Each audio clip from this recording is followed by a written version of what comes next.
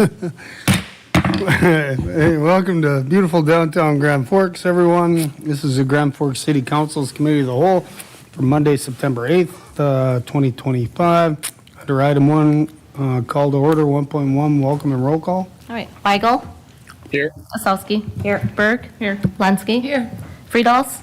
Here. Bean. Here. And Sandy. Here. We have a quorum. Great, wonderful. We have no informational items tonight, so moving on, discussion items.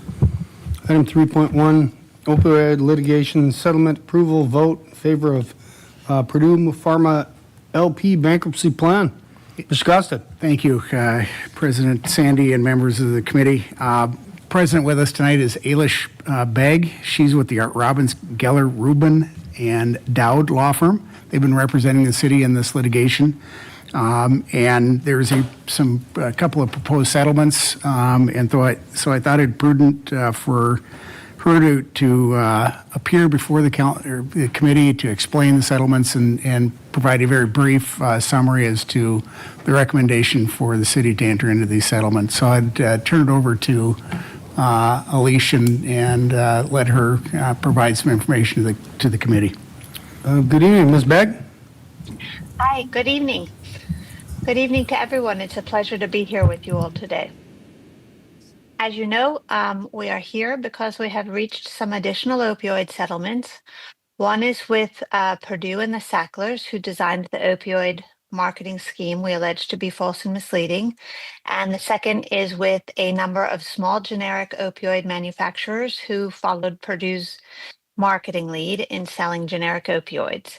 By way of a very brief background, we began filing these cases in 2016 and 2017. Major distributor settlements were reached in 2021. Major manufacturer and pharmacy settlements were reached in 2023.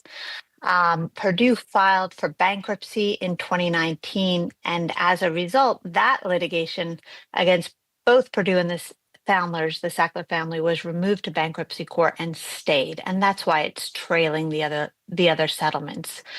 In 2021, a proposed settlement with Purdue and the Sacklers was reached.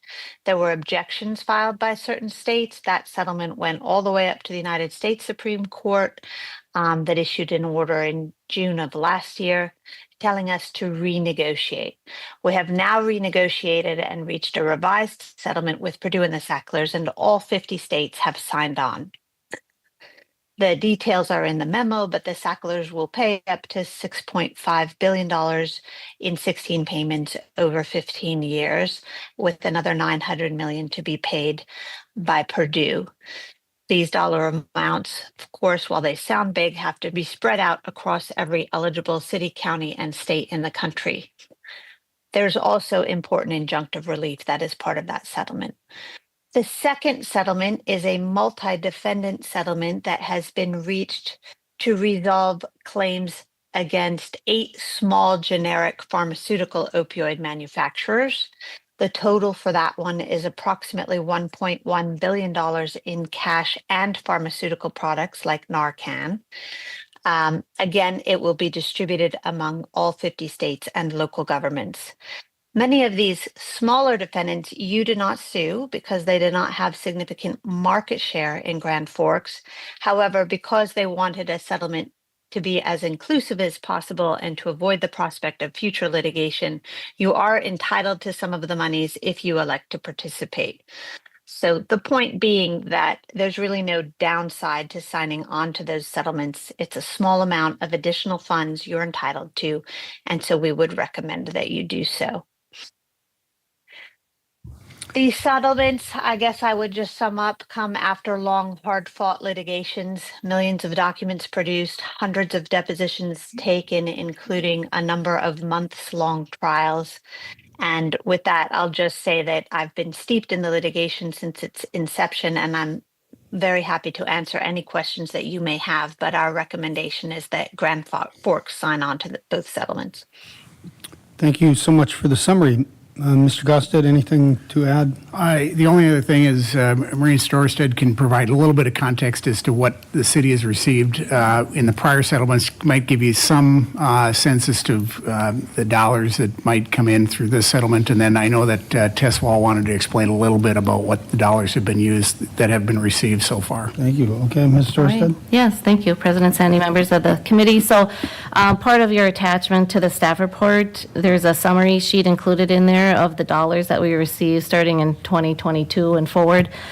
So in total, we've received from all sum with all these settlements, $309,000 roughly dollars over that 4-year time period. And the information, there's a one-page slide that Tess put together. If Tess wants to go through that, the uses of these funds runs through your Fund 2146, and Tess put a slide together on how those funds are used in the timeline. Thank you. Ms. Wall, good evening. President Sandy, members of the committee, yes, the slide in your packet has a very brief outline of the timeline that we've been on this journey with opioid settlement funds. We are instituting the spending plan that you all approved back in 2023. As of recent, we've integrated the community mental health coordinator position into public health, which really increases the scope of that position. In integrating the mental health matters programming within public health, focusing on prevention work instead of more the crisis planning. She was working with the police department. And additionally, there's been some one-time payments that you all approved, executed within that plan. We've had discussions at the Board of Health around the data, publicly available data related to mental health, and what that means to our community. And so that is ongoing. And our direction, the last direction from the Board of Health, is to engage our providers of mental health services within our communities to see what gaps and needs that they have, to come back to you with more a better plan of what these funds mean to our community to rectify the issues that opioids have caused. Thank you. Any questions from Ms. Wall? Yeah, I have a question. Yep. Hi, Tess. So I'm looking at the slide right now, and it shows that in 2024, we allocated $50,000 to support the Withdrawal Management Center. Is that correct? Yep. And then in 2025, it's $10,000. Is this the same organization, though? Like, are we supporting them in the transition to the low barrier shelter, or? Yep, so within that agreement with the Housing Authority, when we moved the withdrawal management to the Nest, that $10,000 was given to them in January of this year, as it was earmarked for those needs. And the $50,000 also went to them, correct? Or is that a different? That went to the Withdrawal Management Center because it didn't move from withdrawal management to the Nest until 2024. And so we had expended those that $50,000 due to wage increases for staff of the Social Withdrawal Management Center. Okay, but we don't have the social withdrawal. Back in 2024, we did. Right, but Yep. currently we don't, which it went to the Nest. So Correct. it's now the Nest. Yep. Okay, thank you. Yep. Thank you. Any other questions from Ms. Wall? Great, thank you. Ms. Torstad, so based upon previous settlements and the dollars that we've received, how does this $7.6 million total settlement compare to past settlements that have resulted in us receiving about $300,000? Meaning, do we have any idea how much money we're going to get? Alicia, I don't know if you want to answer this, but my understanding is this settlement will be smaller than the previous. This is the tail end of the settlements, and yes, these companies have distributed far fewer opioids, and these settlements will be smaller. The rough, back of the envelope, in sum for Purdue, approximately $8.7 million will flow into North Dakota if all contingencies of the settlement are met. 15% of that goes to the subdivisions. Grand Forks would get its pro rata share of that. For the secondary defendants, it's $740 million total nationally.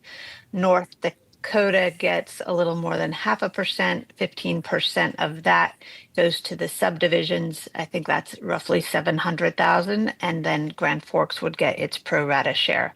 The pro rata share depends on the number of participants in North Dakota. So I can't give you precise figures, but that's what we're talking about. Great, thank you very much.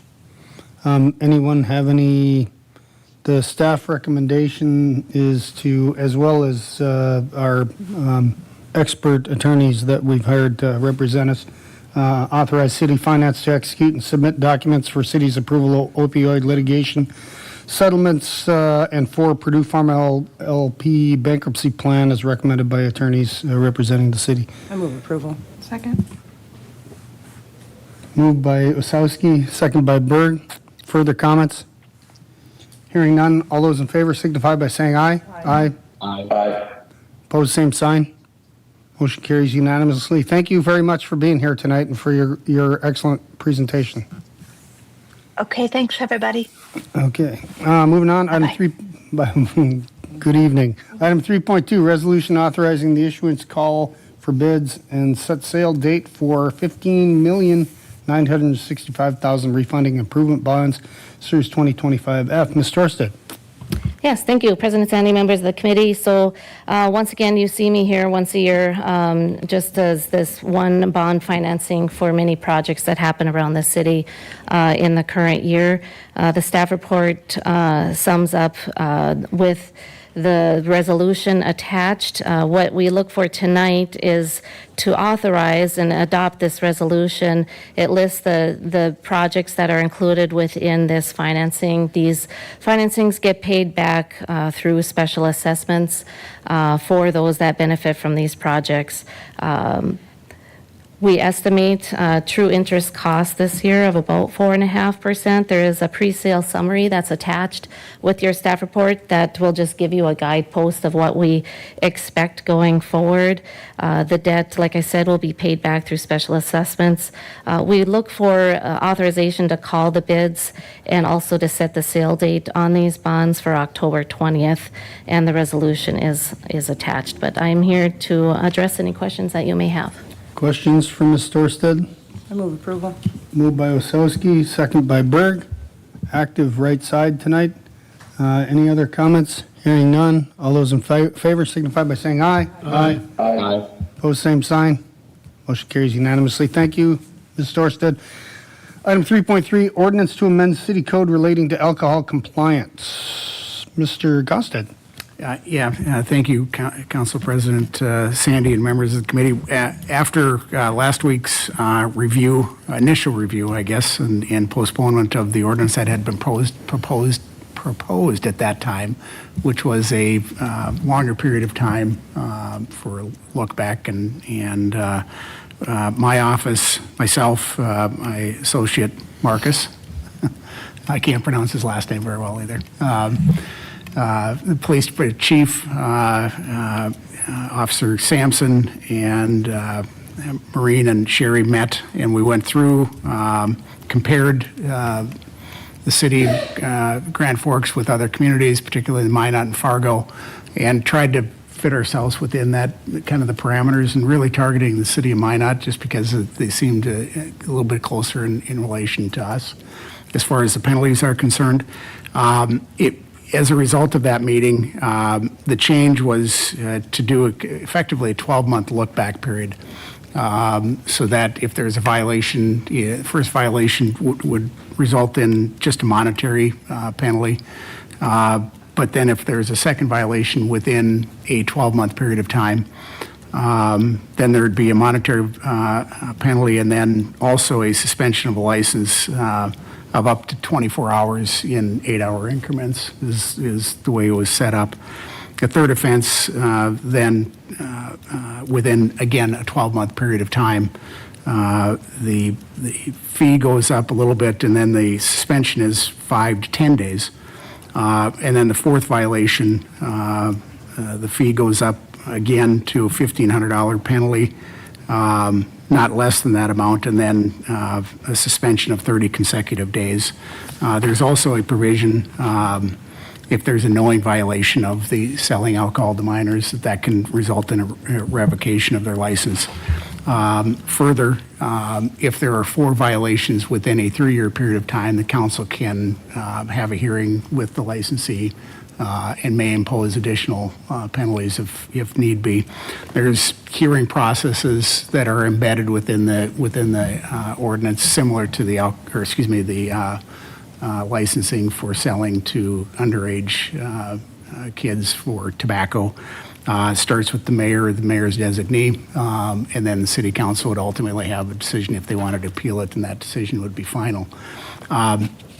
And just to put this in context, the comparison to the tobacco is that with the first offense under the tobacco licensing, it's a fine of $100 to $300. That monetary amount stays the same throughout the number of violations. The second violation is a suspension of the tobacco license for 1 to 5 days. Third violation is 10 to 30 days of the tobacco license. And then the fourth offense is 180 days, or effectively 6 months for the tobacco license. Now, be mindful that the tobacco license wouldn't necessarily the business could still operate and sell other goods that it had, just wouldn't be able to sell tobacco products, unlike, this probably would have a more impactful result on an alcohol, serving alcohol to somebody underage in the suspension period. So, again, we tried to fit it within as best we could, so it's not such a long period of time. But also having a little bit of suspension period that was consistent with what Minot had provided as well, and not too far off from where Fargo is at as well. So be more than happy to answer any questions that you may have. Yes, Ms. Lunsky? And where does it come in, what's done to that person who is actually carding or serving? Those are will be brought under the criminal code, and they're brought before the city, the municipal court, and so there'd be a criminal sanction. This is really a it's an administrative and more of a financial penalty to the owner of the facility or owner of the business. I think personally, I would like to see if we could get rid of the suspension, and if there was a way that the employer has all their employees have the updated cards. They've had the training. I just don't know if closing for 5 to 10 days, that could really hurt an employer. And if they've done everything correctly, I just don't think they should have to close. I don't know. Councilmember Lunsky and members of the committee, there is under subsection 5, we are to take into account good faith efforts to train and instruct employees of the impaired age. So there is an opportunity to come before the mayor, come before the city council, and make precisely those type of arguments that it's working in good faith. And I know that when speaking with Officer Sampson, I know that he had mentioned that when somebody has one of these violations, he attempts to try to educate the business as best they can.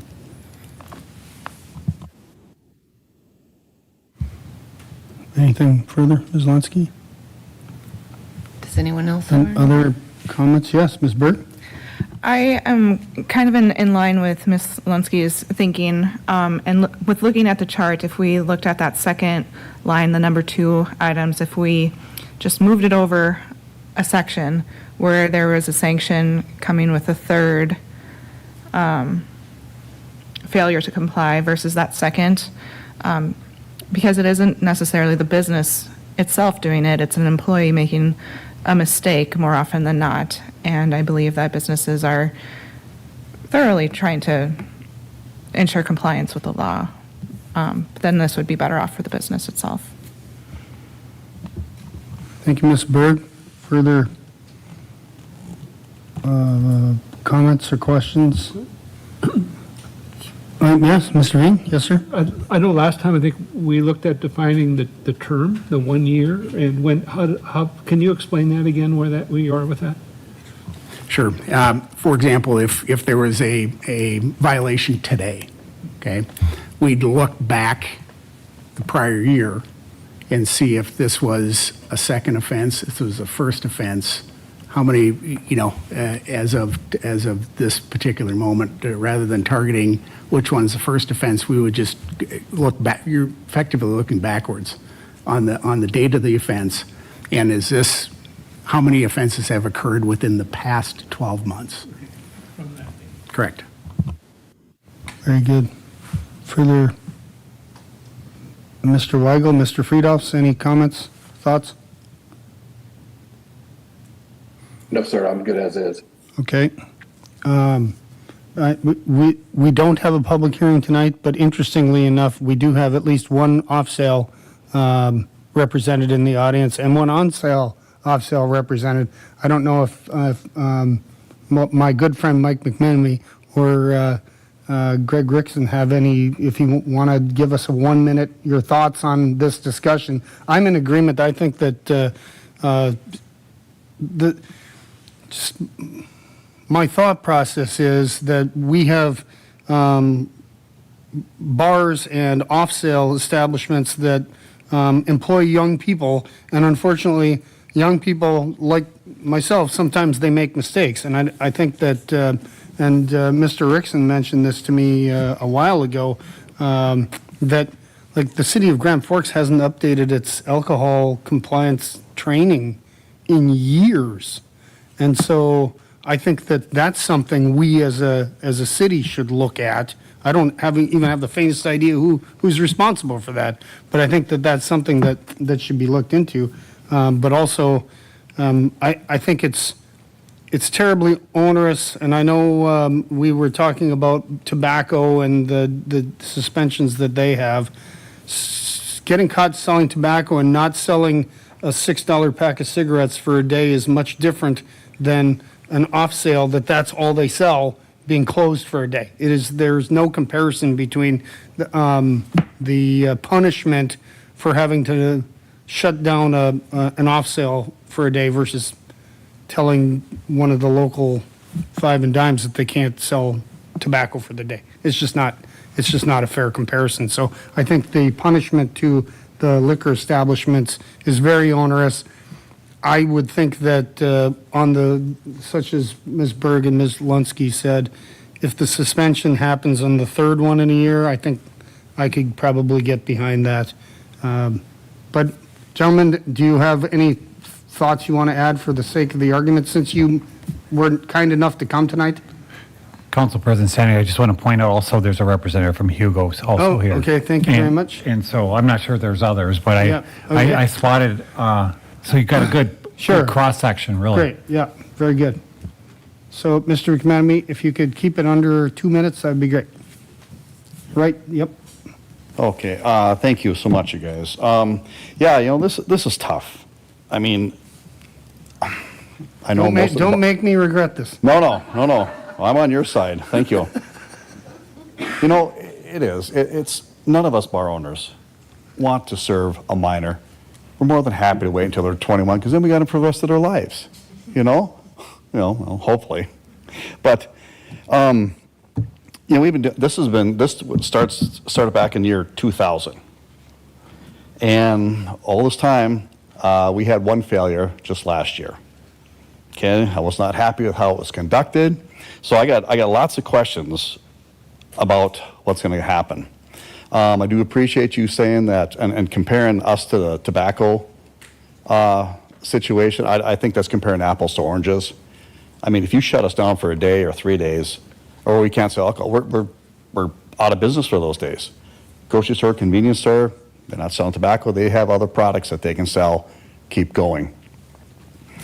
I would really like to know, again, how exactly will the compliance checks be conducted?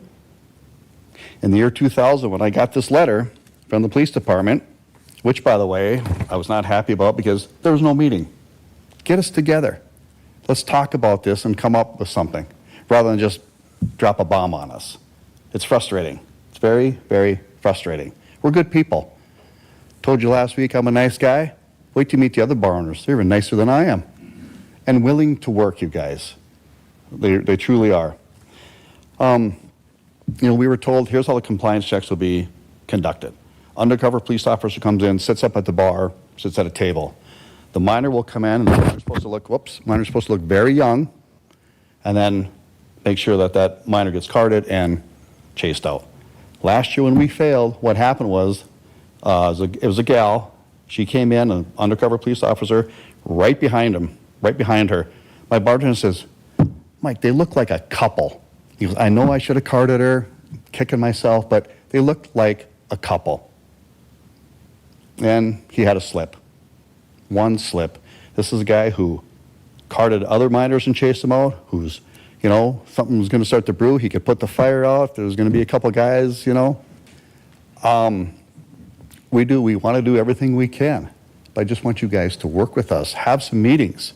And also the mandatory server training program, when that first got started, I believe in 2009, you used to go to the police station. It was a 2-hour course. The people that put this in place, they would teach the course. At the end of the course, you'd have a test, you'd pass, and you're good to go. It was 2 hours. The last time now, it goes through, it's an online service that goes through the City of Grand Forks website, and you go on, and it took me 4 hours to get through this. 4 hours. You know what? I'm also a busy guy. I got things to do. And I don't care what anybody says. I'm going to hire a 45-year-old guy to come and bartend for me. You want him to go online and go through this course? He goes, Mike, I've taken a test since I was 18 years old. I got done with high school, and I went start driving truck. I would like to see it go back to the police station for that 2 hours and have interaction like this. I think a person will get a lot more out of it. Okay. I got my time? Yep, you can come back, and next week you can speak as long as you want to. As long as I want. Yep. All right. Thank you, guys. Thanks for being here, Mike. Mr. Rickson, I'd like an opinion on the proposed changes that we're suggesting tonight. President Sandy, Grand Forks City Council, thank you for the dialogue. My concerns that I've expressed to some of you is the suspension side of it. We have part-time staff, full-time staff, most are college kids. I can't control what they're thinking about when they're standing at the tills, whether it's their date tonight or the homework for the test for tomorrow, where maybe. We put in all kinds of safeguards. We do our diligence. We do have skin in the game. I am not denying that, but I'm asking, as you guys talked about, is that suspension be moved from the second offense to the third offense? Because I guarantee if it happens a third time, I won't be there to come back, so we'll be good. Thank you. Thank you. Yes, Ms. Linsky. I've also taken server training twice. The first one was in person, the second one was online, and I do agree that the one that in person, you could ask questions. I learned a lot more than having it as a test online. So I don't know how we look into changing that, and I don't know if staffing allows that, but I've also heard North Dakota Safety Council has a course. I've never taken that one, but just a thought. I don't think we need to decide that this evening. I think just in general, somebody should look into how we're delivering this and see if we can't make it better. Council President Sandy, would you mind, I think, is that Officer Sampson, would you mind coming up and give us a brief and providing your insight? Yeah. Good evening. Thanks for being here. Hello. So with the R-Servid, that was switched over before I took over alcohol compliance. I took over about 2.5, 3 years ago. I'm probably like the fourth officer to be in charge of it. So my understanding, it was switched over to R-Servid because we didn't have staffing in order to be able to do all the tests with in person and the training in person, was my understanding. The Safety Council training is available, but it's a lot more money than the one through R-Servid. R-Servid is about $10. Safety Council is around $35 to $40. I did update the training through R-Servid about 2 years ago when I took it over, because all the ordinances, all the state statutes changed at the same time. So I went through it and I submitted all the training material to them, and they were supposed to update it. My understanding is that they did. Otherwise, with compliance checks, they are grant-based, so we can only do them when we have grant money to do them. And usually that's enough to do like half the establishments. Some years we get enough to do all of them. Right now, thanks to public health, we have a grant so we can catch all the bars up this year. So we're all equal in for 2025. So that's been an ongoing process as well. Any questions? Yes, Ms. Berg? I also took the R-serving training, and at the time I took it, you could definitely not watch it and take the test.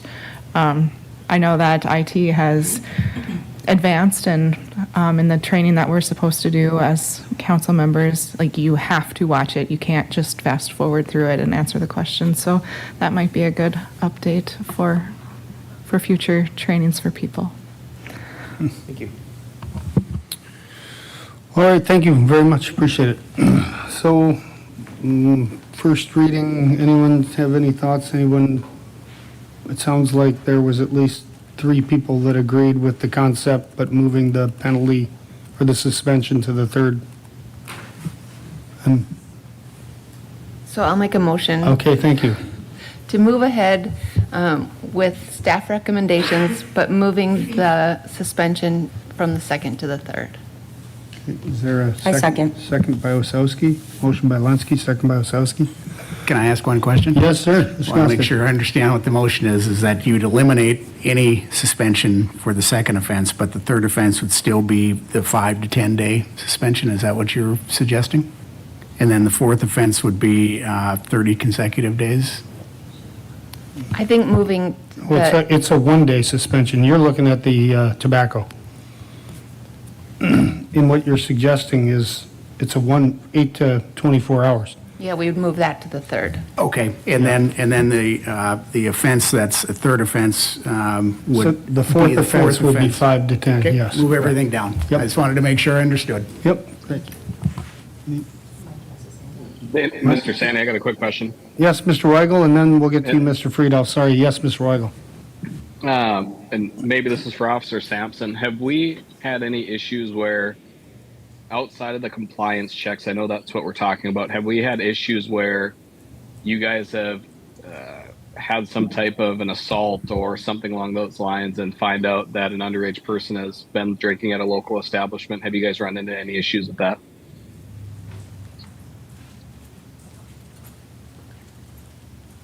I know one not too long ago was at one bar where they were having at least 100 minors in the bar on certain nights that the bartender was working.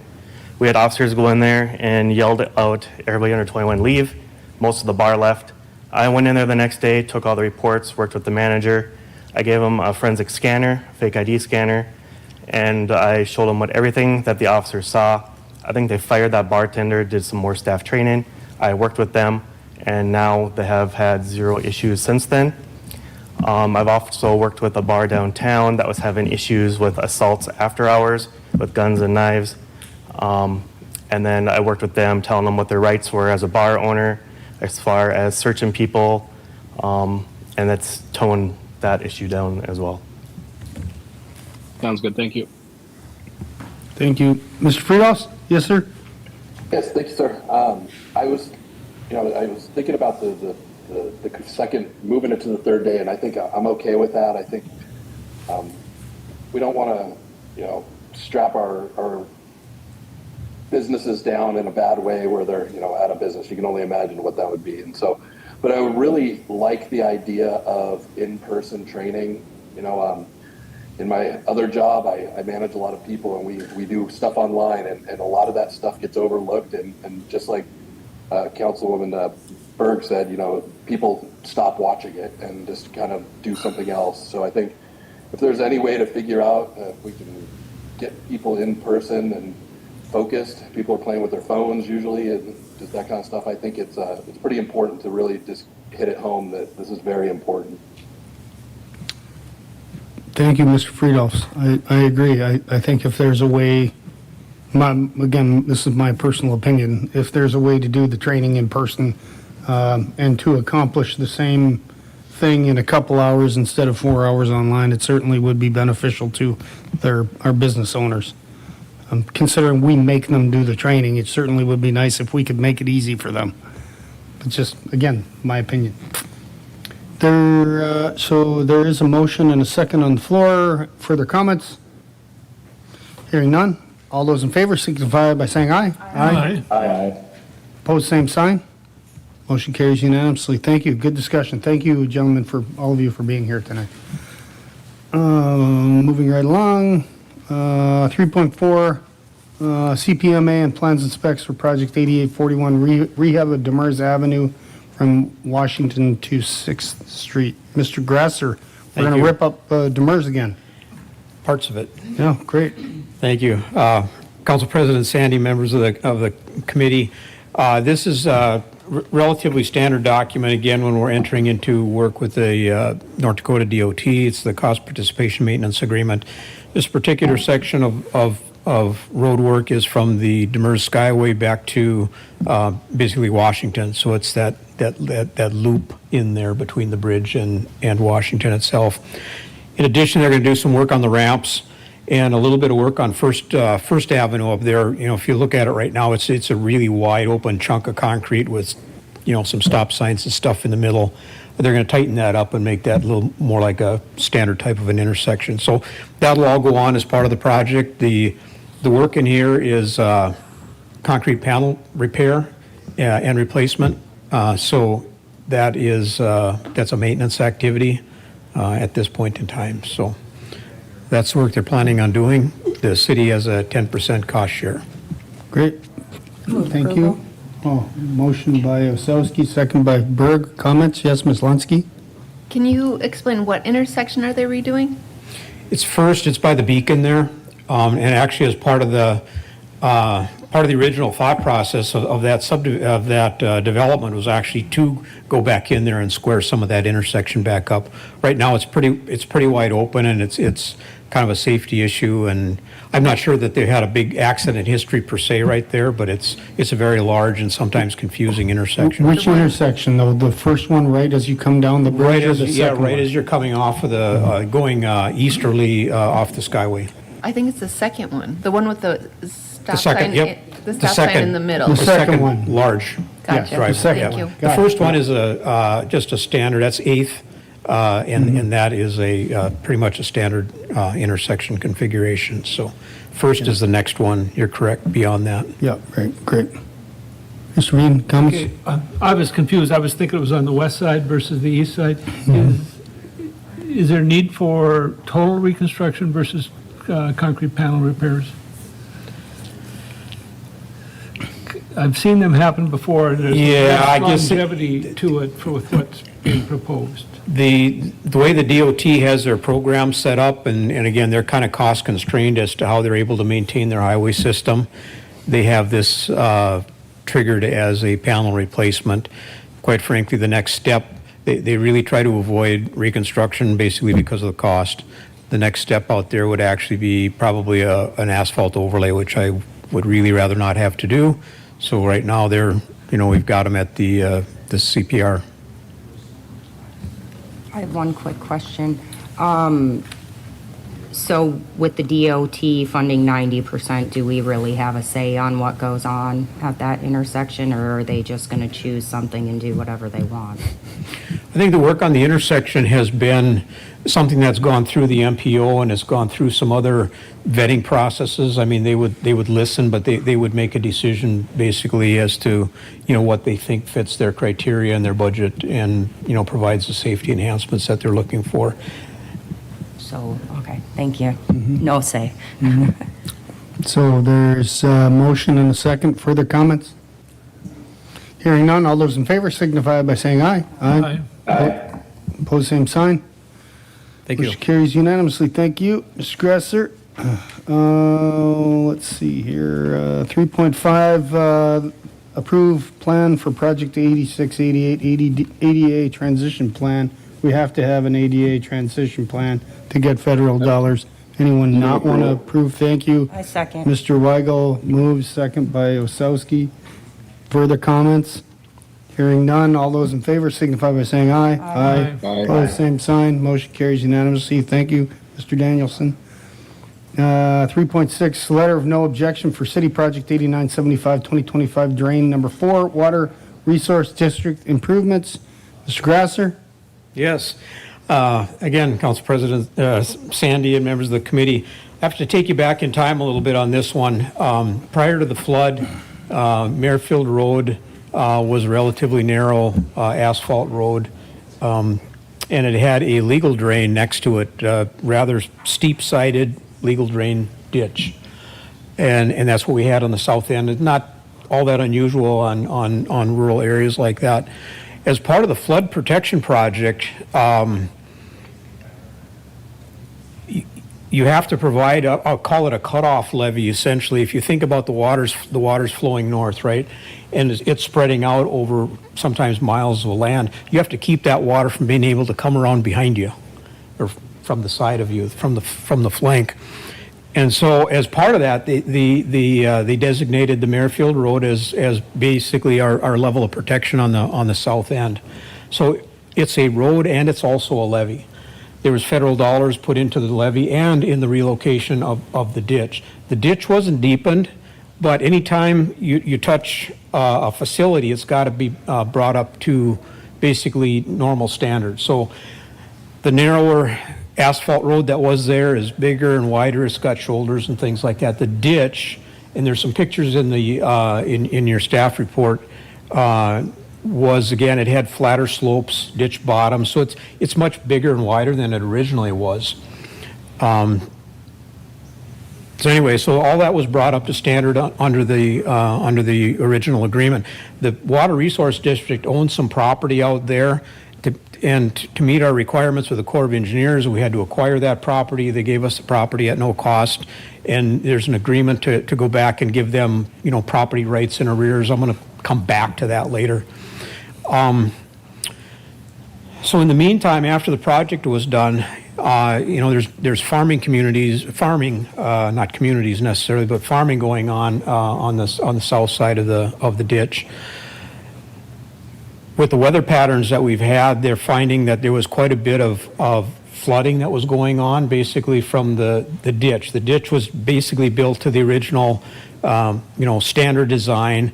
The farming community with potatoes and sugar beets and some of those really, really high value crops, they found that they were telling us they're having literally millions of dollars worth of damage out there because the water is coming, it's inundating the field, and it's staying on the field. It's not just getting wet, but it's staying on the field long enough that it's really destroying crops. So there's been a group of farmers that have been working on this thing for at least 3 or 4 years. And they wanted to see that ditch improve to a level of performance beyond what it exists today, right? So if you remember right, the presentation that Mr. Gaddy made months back on the performance of Drain 4, essentially the ditch itself can contain about a 15-year frequency event. That's a volume of rainfall or rate of rainfall. And they're finding that that's the beginning point where it's starting to cause problems. So the farming group has took it upon themselves over the years. They actually hired an engineer. They looked at the improvements that they would like to make to get to a level of performance that they think the ditch could perform to, right? There's always this balance about performance versus cost and all those things. They work that all out kind of internally as to what they want to see. But being an ad hoc group, they don't have the legal authority to go through and do special assessments and things like that, which is something you can do with a legal drain. So they have, in turn, they've approached the local water resource district about doing the improvements that they would like to see on the drain. And the city has been kind of in and out, on and off on this thing. We're knowledgeable about it. We've talked to the different groups. Quite frankly, we're trying to stay out of, that particular discussion to the extent possible, because it's really not our issue per se. Except that to do that work, because it is associated with a flood protection project, and we are the local sponsor of that project, the Corps of Engineers won't process any permits or look at the design and things like that until they get a letter of no objection from the local sponsor, which is us. So that's kind of a long story as to why we're here looking. So the Water Resource District has sent us a letter. They sent the legal drain improvements out for a vote the vote passed here a couple weeks ago, so we've been waiting on that to really bring it, because we didn't know if the project was going to proceed or not. The vote passed, it's working its way through the system, and really the next step for them, everybody, to be able to start looking at this is to get our letter of no objection so that the Corps, they can make an application to the Corps and they can start looking at the design. Now, the letter of no objection really doesn't mean we're hands off after that point in time. The Corps has assured us we're going to be deeply involved in any kind of concerns. We're going to be kept up to speed as to what the project and the plans will look like. If there's anything that we happen to see that would cause concern, but really right now they're taking that ditch and widening. They're going to lower it about roughly 2 feet, and then which means they have to widen it, so the ditch will get wider and the back slopes will go away. To my knowledge, they're not looking at really doing anything onto the actual. If you think about the road in the prism, the raised prism, they're really not going to be touching that to any appreciable degree. So, from our perspective, what we know about it at this point, there really should be no negative impacts to us on the roadway or the flood protection project. But we'll be involved in trying to make sure that all that happens. There's also a piece in the staff report at the end about a license agreement that we have hired a separate city attorney, we've separate attorney to look at the legal aspects. Back in the beginning, when the Water Resource District gave the city the land at no cost, there was kind of an agreement, well, we'll give you land easements or what our attorney is looking at, or legal access to the land, basically give it back, all right? But one thing that we've talked about that wasn't really considered, I think, in the original agreement, if you think about it, we also have plans out there now for an interchange potentially on Merrifield Road, which would also potentially go into a bridge across the Red River on Merrifield Road. When those things may happen, I mean, we're talking something that might not happen for 30 or 40 or however many years. When that happens, as soon as we start widening that roadway, we're going to have to be back into that same land, and we're going to have to probably move we'll have to move the ditch, we'll have to do all kinds of things. But the bottom line is what we're want to try to avoid the confusion of giving land away and then having to reacquire it again down the pike. So we're looking at doing it probably as an easement or this license agreement, which essentially tells the district, you can do what you need to do in there, and we'll retain ownership, but we'll give you permission. I think it's a much administratively an easier mechanism. It's also less cumbersome because we can account for multiple parcels of land that otherwise would have to be detailed out in land deeds and things. We can accomplish that with an agreement. I'm being a little bit cryptic in there, but it's just a cumbersome process, I think, if you start actually working with all these different parcels. And apologize for the length, but there's just a lot of moving parts in here, and we brought it last time as information only because we did want council to be able to think about it a little bit, because again, there's a lot to think about. So with that, I'll take a shot at Almost too much to think about. Move approval. Yeah, moved by Veen, second by Lunsky. Thank you. Any questions? Hearing none, all those in favor signify by saying aye. Aye. Pose same sign. Thank you very much. Motion carries unanimously. Thank you for that really great discussion, Mr. Grasser. 3.7, landfill special services agreement authorization number 50 for gas collection. Ms. Lipsch. Good evening, President Sandy, committee members. The request before you is to authorize Burns & McDonnell with authorization number 50 to conduct a gas collection feasibility study in the amount of $64,800. How this all came to be in the first place was we were approached by a startup company that wanted to sign an agreement with the city of Grand Forks for a gas collection system at the landfill. That brought with a lot of questions of what does that mean, what does that look like, what sort of, in an agreement, what would the city of Grand Forks put in an agreement? We would hate for a company to come along and we do an agreement with them and then they never collect the gas. right? They have all the systems in place, but they never do a gas collection system or get it running. And there's a lot of moving parts of the landfill. And how is that all going to fit in with our operations plan? And so this feasibility study is going to look at all those different things. It's also going to look at who we're going to sell the gas to, right? They're going to have those conversations ahead of time to make sure that this project is feasible. We're going to know what sort of expenses are going to get into it and then what the revenue potential is going to be. So I will stand for any questions. Ms. Lensky, yes. Can you dumb it down a little bit? Like, what kind of gas would be So close? landfills produce methane gas. At a certain point in their lifespan, they will start producing methane gas. If you've driven by Fargo, right, the Fargo landfill, they have a gas collection system. Thank you. Now, what is that going to look like for the city of Grand Forks? We don't know. Technology is changing constantly, right?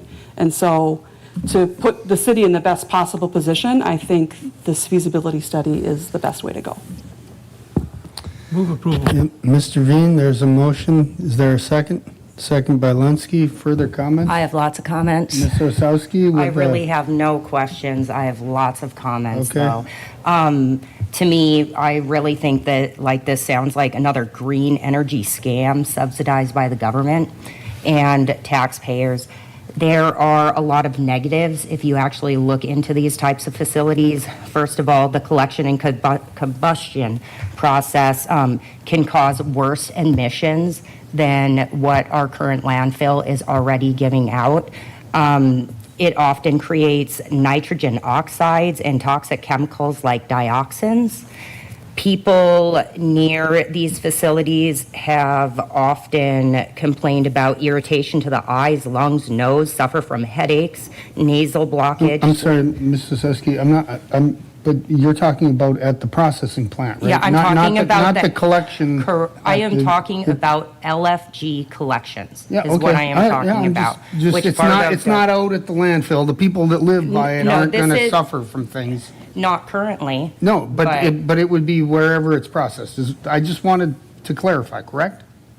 Yes. Okay, go on. These processing centers, I mean, it takes energy to suck the gas out of the land. They have to either burn it or they have to change the compound somehow into a usable gas, which takes energy and causes pollutants. So it does create additional pollutants.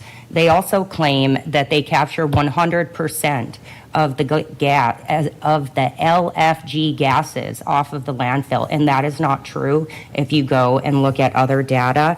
So anyways, they can often suffer from sleep difficulties and stress.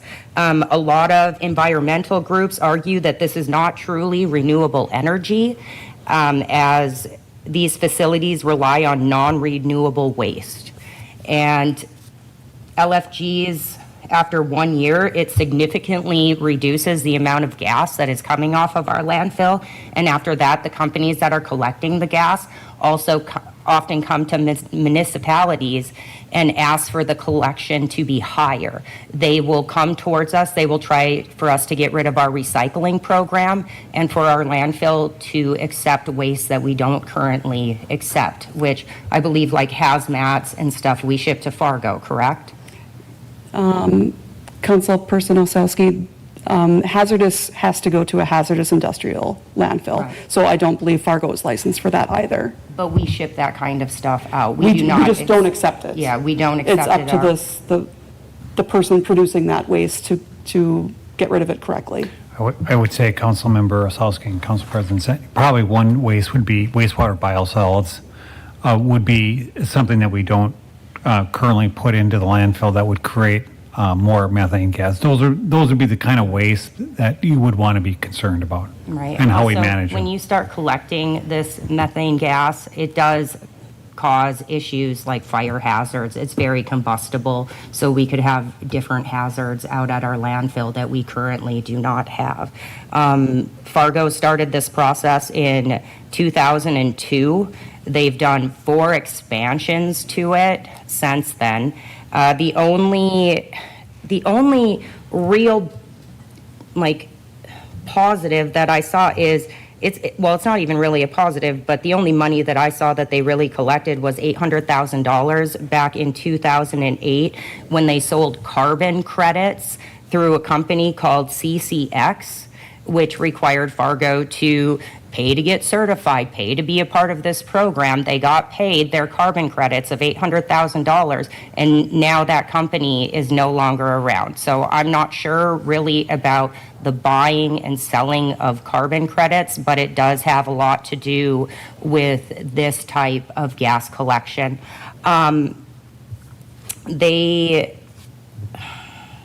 They've talked about since the city of Fargo, since 2015, has talked about all these great things that they're going to do with this gas. They have talked about how they're going to use it to fuel their garbage trucks and their city fleet. And in over 10 years, they have not done that, because in order to be able to do that, you need to change over your entire fleet of vehicles so that they can take CNGs, which is combustible natural gases. So you can't just, even if we wanted to use this for our city transit, we'd have to go buy all new buses. Even if the landfill wanted to use it for energy at the landfill, we would have to change over our energy so that our building could take and use the CNGs. I mean, Fargo's been talking about even, they're going to add in these gas stations for CNGs and all this stuff, and none of that stuff has happened in Fargo. I really just do not think that this is a path that I want to go down at all. I think that there are a lot of concerns. I do not think it is a renewable energy source, and I definitely don't want to see this funded by the taxpayer or given any type of tax incentives for this. The city of Fargo, they're selling part of this energy supposedly to Cargill, but I don't see any type of benefits that their citizens are actually getting. Their city bill continues to go up. It just went up $10 this year again. So the people who actually helped pay and funded this, aren't even getting any kind of kickbacks. The only people that are really receiving any benefits are Cargill at this point for their project. And so I am 100% opposed to even going down this path. Right now, we're asking for a budget amendment of $64,800. If you look at the 2026 budget, we already have an additional $100,000 allocated to the sanitation consultants in there from last year. So now we're going to, you want to budget amend this year's for an extra $64,000, and then we're going to give the landfill an extra $100,000 for consultant fees for next year. I'm 100% against this, so I will be voting no, and I will be advocating against this project the entire time we talk about it. You went over your time. I don't have a time, Mr. Sandy. I know you don't. Okay, that was good information. Anyone else have any thoughts or comments? Mr. Veen, anything for the good of the order?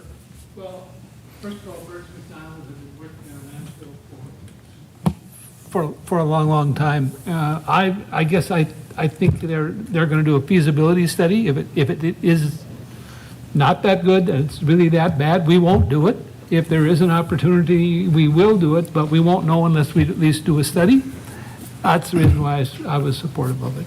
Could be everything we just heard. I don't know, but we won't know until we at least do something here. But, so to that end, though, how do we know that are they going to be giving us an opinion on the processing of the materials and whether that could be harmful for our people, or are we just telling them we want them to determine how much gas is going to come out and if we're going to make any money on it? I haven't seen the details. Well, I know, I haven't either. To be able to say specifically what the specification would be. President Sandy, Council Member Veen, we are going to provide them with all the data of all the materials that have been deposited into the solid waste landfill to date. and then they will use their models that they build to determine the methane gas that will be produced. And I am nowhere near an expert. So they're not doing any core sampling or anything like that? I'm not sure all of the details and how they're going to acquire all this information, but my understanding is that most of the data that they're going to get is going to come from the data that we already have in-house. Got it. Ms. Osowski with a follow-up? Yeah, I was just going to comment that, oftentimes those core samples, when it comes to the LFGs, they're not very accurate because they just kind of pick and choose, where they're going to dig a core sample. And so it doesn't really provide an accurate picture on how much LFGs are actually in the ground when they choose to do it that way. So, thank you. I asked Mr. Phelan before tonight's meeting why we're paying for the study versus why aren't we having a company that's interested in collecting the gas provide their thoughts to us. I recognize Ms. Lipsch. I'm not saying the process we're talking about is wrong. Because we don't have to do anything. That's the thing. We don't have to do anything. And so I'm not super excited about investing in a study when we could just put out an RFP and tell people to provide their best offer. But I don't know if that gets to any of the answers to the questions that Ms. Osowski's bringing up. So I don't know. And Mr. Sandy, if I can add to that, I wouldn't know what to put in an agreement, and I'm not sure Mr. Gosted would have all the details that he would need to put in an agreement, to some of the points Ms. Osowski made, right? I don't have that information. And without a study, I don't know that we can really get there. Sure. I also don't know at some point when our groundwater monitoring shows we have high levels of methane and other things, what the Department of Environmental Quality is going to make us do either down the road, 10, 15, 20 years. But not every landfill has a methane recovery system. Correct. So likely they'll make us do whatever they're making everyone else do, which could be something, it could be nothing. Correct. Mm-hmm. Ms. Berg, any thoughts? Okay. I would say, Council President Sandy, to that point, this feasibility study should not only, any concerns that we may have to do this. I mean, what are the downsides of going to an active recovery system like Fargo has? Our landfill is relatively young. It's probably 18 years old, I think, something like that. And so we're at the forefront of it. The other, Councilmember Osowski talked about landfill fees. Some of those fees are, as you recall, we asked and you approved us going up higher on this landfill. So when we first got permitted, I'm going to say we were going to go up 50 feet. And now we've been allowed to go up higher in the solid waste landfill, which gives us more capacity, more years, all good stuff. And so that's what that's going for. So that's going to be really valuable. We always say the Alair Center is really valuable. Something else that's really valuable in the city is our city solid waste landfill. It protects us on bad days and good days. So I think it's really at the point of, do you want to look at the feasibility of doing this? Is it something that you think would be viable, or you don't want to look at it at all, or look at it at a later point in time? I think to Ms. Osowski's point earlier, though, which I'll disagree with, that we don't know if the citizens of Fargo are actually getting any benefit. They may not have retrofitted their fleet, but that doesn't mean they're not using the proceeds as part of their budget. What if there is? I have no idea. Again, but we don't know. But to say that the taxpayers aren't getting anything out of it, I'm not saying you're wrong. I'm just saying we don't actually know that. Well, when taxes continuously go up But year maybe after they're going year, up less Mr. than they Sandy. would. We don't know that. I don't We know. don't actually I know think the Fargo answer. likes to spend money. Well, I would but- agree with that. Fargo has bigger problems than their landfill. Yes, Mr. Veen? Yeah, I was wondering between now and city council meeting, if we could get a better understanding from Burns and McDonald, that we don't just go ahead and hire them. There should be some standard information that's out there that, with their expertise, that they can give us, because it is a lot of money to spend, but if there's money to be made off of it, it could do the exact opposite. It could be a savings for the city. I'd like to know historically how well these have worked, because all landfills give off methane. There must be some criteria by which we demonstrate it's worthwhile to take it to this next level. And if they could give us some of that before our council meeting. Sure, I can reach out. I probably have some of that information too in my office. Great. So is that a suggestion with a motion, or?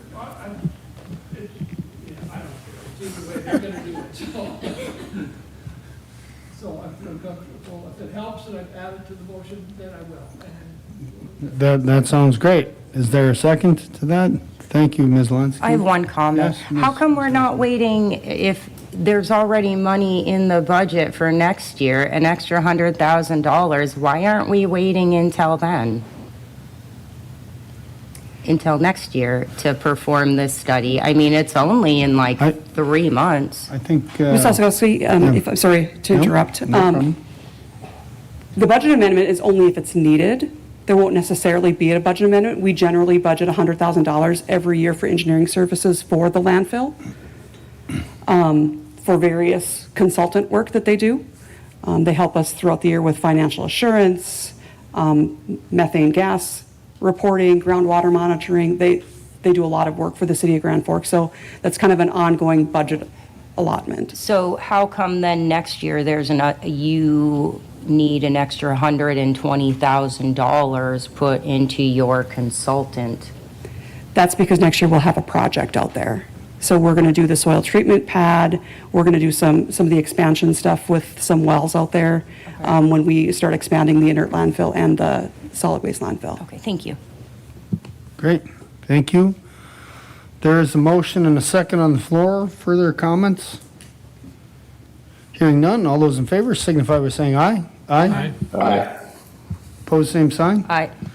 Motion carries. Osowski dissents. Thank you. Item 3.8, award annual public works bids for, to the lowest bidder, snow plowing to Gowan Construction, street painting to Diamond Vogel, and rock salt to NSC Minerals. Move approval. Moved by Veen. Is there a second? I second. Second by Osowski. Further comment?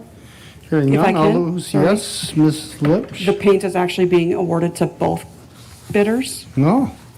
How did I miss that? And the reason for that is Oh, and Sherwin-Williams, yes, thank you. the Diamond Vogel. viscosity is an issue for our certain paint machines. So one paint works better in the one machine, the other paint works better in the There you other go. machine. So we'll just award to them both and buy accordingly. Very good. Thank you for the correction. Is that No, still? that's what I intended. I thought so. Thank you. And Ms. Osowski, yes, okay. Any other comments? Hearing none. All those in favor signify by saying aye. Aye. Aye. Opposed, same sign. Motion carries unanimously. Thank you. City Council discussion matters. Ms. Osowski, Not tonight, Mr. President. Ms. Berg, No, thank you. Ms. Lansky, Mr. Veen, Mr. Friedolfs, No, thank you. Vice President Weigel. No, thank you. Thank you. Moved by, adjourned by Osowski, second by Berg. All those in favor signify by saying aye. Aye. Aye. Opposed, same sign. Thank you. We're adjourned.